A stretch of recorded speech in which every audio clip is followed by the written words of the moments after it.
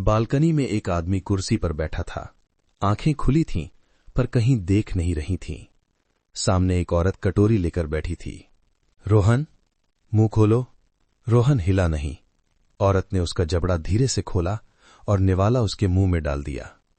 उसने चबाया नहीं, बस निगल लिया। उसकी आंखें अब भी कहीं दूर टिकी हुई थीं। ऐसा लग रहा था जैसे वो बीमार हो, पर असल में उसका दिमाग अब उसके बस में नहीं था। रोहन एक आईटी कंपनी में मैनेजर था और उसकी पत्नी सिया एक हाउसवाइफ। रोहन को एक अजीब सा शौक था, रात में बाइक राइड। हर वीकेंड अकेले निकल जाना, बस सड़क और सन्नाटा। सिया हंसती और रोहन हेलमेट उठाकर निकल जाता। एक रात रोहन हमेशा की तरह निकला। सड़कें खाली थीं, हवा ठंडी थी। कुछ किलोमीटर बाद एक सुनसान जगह पर उसने बाइक रोकी। बैग से एक छोटा सा मिठाई का डिब्बा निकाला और एक टुकड़ा खा लिया। बाइक स्टार्ट की और आगे बढ़ गया। कुछ देर बाद उसका दिल अचानक जोर से धड़कने लगा, जैसे कोई उसका पीछा कर रहा हो। उसने मिरर में देखा, पीछे कोई नहीं था। शायद थकान है, उसने खुद से कहा। लेकिन कुछ देर बाद उसे महसूस हुआ बाइक भारी हो गई है, जैसे पीछे कोई बैठा हो। उसने तुरंत ब्रेक लगाया, पीछे मुड़ा। सीट खाली, सड़क खाली, चारों तरफ सिर्फ सन्नाटा। उसने पानी पिया और आगे बढ़ गया।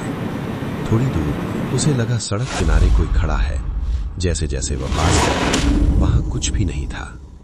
अब उसके हाथ हैंडल पर कस गए थे और तभी उसे नींद आने लगी, बहुत ज्यादा।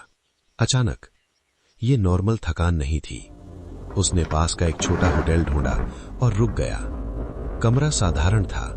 रोहन लेट गया, आंखें बंद की और तभी एक ख्याल आया, मैं अकेला नहीं हूं। सुबह वो घर लौट आया। सिया ने पूछा, इतनी जल्दी?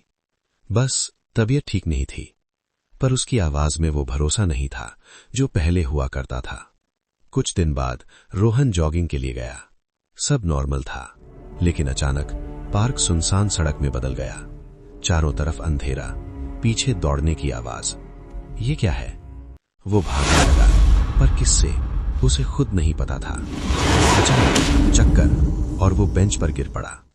कुछ सेकंड बाद सब वापस नॉर्मल। शायद स्ट्रेस है, लेकिन असल में ये तो शुरुआत थी। अगले वीकेंड रोहन फिर निकला।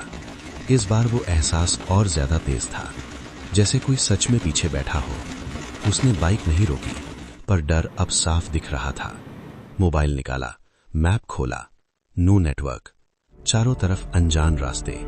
और तभी उसे दिखा एक पुराना टूटा हुआ घर। खिड़कियां टूटी, दरवाजा आधा खुला। अजीब बात यह थी, रोहन को लगा वो जगह उसे पहचानती है। वो अंदर गया। कमरे खाली, पर सजे हुए, जैसे कोई अभी आएगा। और तभी उसे चक्कर आया और वो गिर पड़ा। सुबह वो सड़क किनारे पड़ा था। पीछे देखा, घर गायब, सिर्फ कूटी दीवार, माथे पर राख। ये कैसे? उस दिन के बाद रोहन बदलने लगा। रात में उठना, बालकनी में खड़ा रहना, अंधेरे को घूरना। हमें काली बिल्ली पालनी चाहिए, नींबू काट कर रखना चाहिए। ये रोहन नहीं था। खाने की मांग बदल गई। काली मुर्गी लाओ। उसकी आंखों में एक अजीब चमक थी। उसने अपने माता पिता को गालियां दी, सबको मार दूंगा, सबसे बदला लूंगा। अब ये बीमारी नहीं थी, कुछ और था।